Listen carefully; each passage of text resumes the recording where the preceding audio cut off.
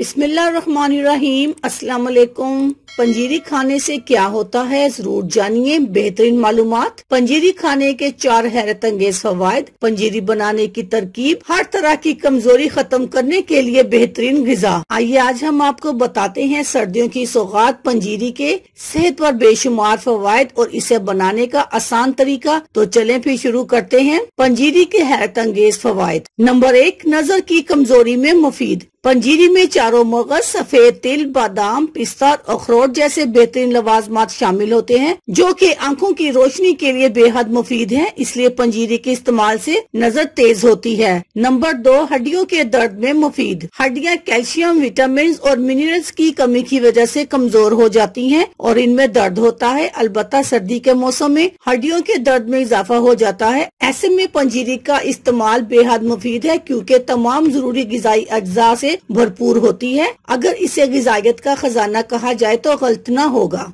Number 3, जच्चा औरत के लिए मुफीद। सर्दी हो या गर्मी, पंजीरी जच्चा औरत को जरूर खिलाई जाती है क्योंकि ये बच्चे की पैदाइश से कबल और बाद की हर तरह की कमजोरी को दूर करने के लिए बेहतरीन गिजा है। नंबर 4, दिमागी और जिस्मानी सेहत। पंजीरी में भरपूर गिजाई अज्जा की मौजूदगी इसे दिमागी और जिस्मानी सेहत के लिए बेहतरीन बनाती है। इसमें तमाम खुश्क मेवाजात और सेहतमंद गिजाई अज्जा से भरपूर तमाम चीजें शामिल होती हैं जिससे न सिर्फ जिस्म में ताकत आती है बल्कि दिमागी सेहत भी अच्छी हो जाती है। पंजीरी बनाने के लिए दरकार अज्जा: बादाम, अखरोट, पिस्ता, साबुत नारियल कद्दूकश के जरिए छोटे छोटे टुकड़ों में बना लें। चारों मगज, चुहारे, अलसी के बीज, फूल मखाने, काजू, गोंद, किशमिश, कमरकस, ये तमाम अज्जा हस्बे जरूरत लें। एक एक पाव भी लिया जा सकता है। इसके अलावा सूजी 250 ग्राम, खोया 200 ग्राम, गेहूं का आटा 50 ग्राम,